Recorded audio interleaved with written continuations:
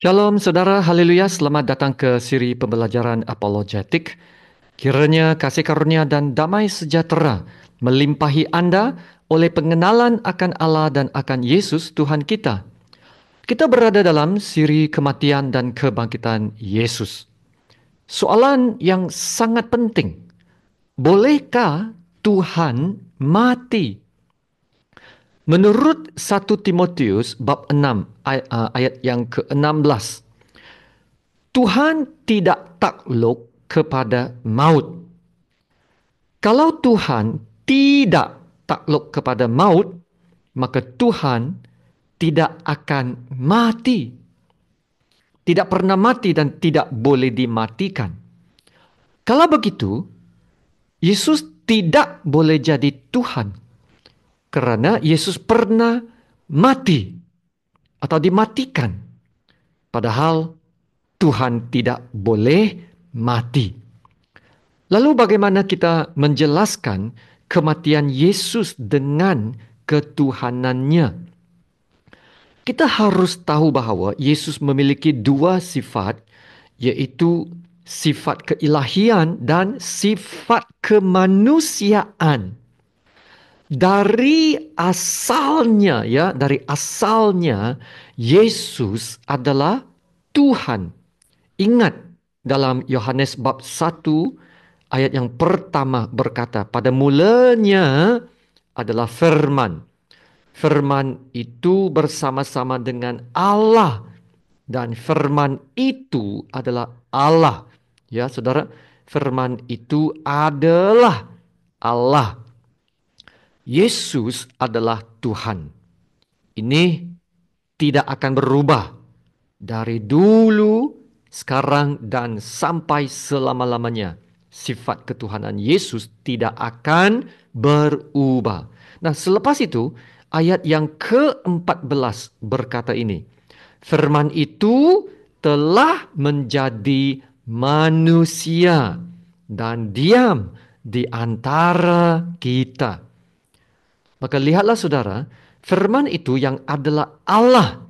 Firman itu telah menjadi manusia, ya, telah menjadi manusia. Firman itu adalah Yesus. Maka kedua-dua sifat keilahian dan kemanusiaan ada pada Yesus. Apabila Yesus menjadi manusia, sifat kemanusiaan itu ditambahkan kepadanya. Ya, dengan itu Yesus memiliki sifat ketuhanan dan sifat kemanusiaan. Yesus adalah Tuhan sepenuhnya dan Yesus juga adalah manusia sepenuhnya. Ya, bukan 50% Tuhan, 50% manusia. Tidak. Tetapi Yesus adalah 100% Tuhan. Yesus adalah 100% manusia. Maka yang mati di atas kayu salib adalah kemanusiaan Yesus. Tetapi keilahiannya tidak mati. Nah, ini disahkan dalam ayat 1 Petrus bab 3 ayat 18 yang berkata begini. Sebab juga Kristus telah mati sekali untuk segala dosa kita. Ia yang benar untuk orang-orang yang tidak benar, supaya ia membawa kita kepada Allah.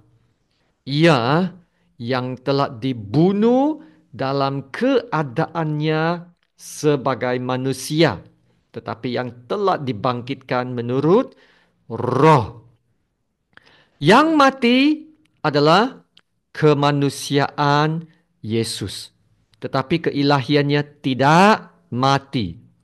Di dalam ayat 1 Petrus ya bab 3:18 ini, kita dapat melihat kedua-dua sifat Yesus, keilahiannya dan kemanusiaannya, yaitu Yesus itu yang benar, mati untuk orang-orang yang tidak benar. ya, supaya ia membawa kita kepada Allah. Itulah keilahiannya, yaitu Yesus yang benar. Dan hanya Yesus yang dapat membawa kita kepada Allah. Yesus adalah jalan, adalah hidup dan kebenaran. Yesus adalah yang sempurna, tidak berdosa sebab ia yang benar. Dan kerana itu nilai pengorbanannya tak terbatas. Sehingga kan ia dapat memberikan keselamatan yang sempurna kepada semua orang dengan kematiannya yang hanya sekali. Dan pada masa yang sama, Yesus juga adalah manusia. Dan kerana itu, ia dapat mati sebagai manusia. Kita lihat satu lagi ayat di mana kemanusiaan Yesus yang mati tetapi keilahiannya tidak mati. Yaitu di dalam Injil Yohanes bab 10 ayat yang ke-18, ya. Yesus mengatakan bahawa dia berkuasa atas nyawanya. Tidak seorang pun mengambilnya daripadaku, melainkan aku memberikannya menurut kehendakku sendiri. Aku berkuasa memberikannya dan berkuasa mengambilnya kembali. Inilah tugas yang kuterima dari Bapakku. Di dalam ayat ini juga kita dapat lihat kedua-dua sifat ketuhanan dan kemanusiaan Yesus. Yesus berkata, dia berkuasa memberikan nyawanya. Itulah keilahiannya. Dan dia berkuasa mengambilnya. Itulah keilahian Yesus juga. Yaitu berkuasa atas hidup dan berkuasa atas kematiannya sendiri. Kalau keilahian Yesus juga mati, maka Yesus tidak dapat menggenapi tugas ini. Untuk memberikan nyawanya dan mengambilnya kembali. Malah dalam keilahiannya, Yesus tahu saatnya dia akan mati. Ya, saatnya dia akan mati. Yaitu dalam Yohanes 13. Bab 13 ayat yang pertama ditulis ini.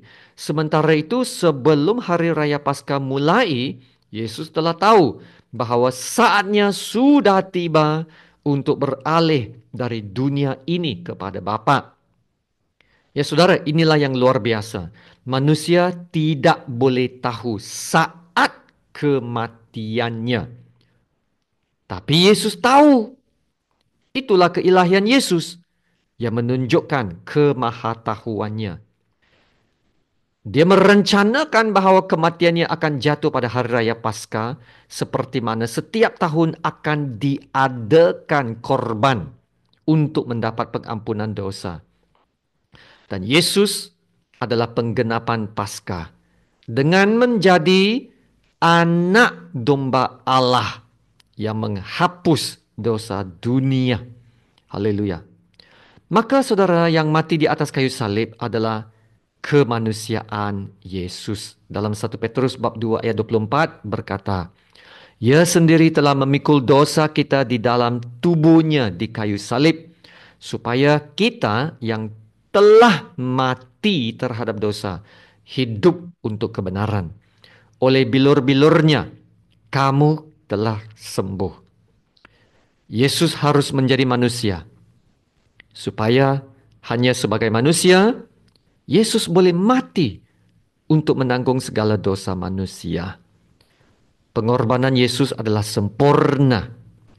Kerana Yesus juga adalah Tuhan. Ya, saudara. Sekiranya Yesus adalah Tuhan yang sempurna, maka pekerjaan keselamatannya untuk menyelamatkan manusia juga adalah sempurna. Dan sekiranya Yesus adalah Tuhan, ini yang sangat penting saudara, Yesus juga dapat bangkit dari kematiannya. Amin. Dan dengan itu, Yesus dapat memberikan kepada kita hidup yang baru, hidup yang bebas dari dosa, hidup yang telah diperdamaikan dengan Allah Bapa, hidup bersama Tuhan Yesus, menjadi anak-anak Tuhan, ahli-ahli waris kerajaan Allah bersama Tuhan Yesus. Semuanya ini dapat terjadi kerana kematian dan kebangkitan Yesus. Haleluya. Terima kasih Tuhan Yesus. Mari kita berdoa. Bapa kami yang di surga, sungguh baik Engkau, Bapa, yang layak dipuji dan disembah. Kami meninggikan nama-Mu yang mulia. Terima kasih Bapa untuk firman-Mu. Kami sangat bersyukur atas pengorbanan Tuhan Yesus yang telah menyediakan keselamatan bagi semua umat manusia. Kami boleh diselamatkan sekarang. Kami boleh diperdamaikan dengan Allah Bapa. Kami telah bebas dari segala hukum dosa dan hukum maut dalam Yesus Kristus. Terima kasih Bapa. Terima kasih Tuhan Yesus. Ya Bapa, kiranya kebenaran-Mu memberi kekuatan dan pencerahan kepada kami semua, supaya kami lebih mengenal Engkau dan mau mengasihi Engkau dengan lebih dalam lagi. Haleluya. Terima kasih Bapa. Dalam nama Tuhan Yesus yang termulia, kami berdoa dan ucap syukur. Amin.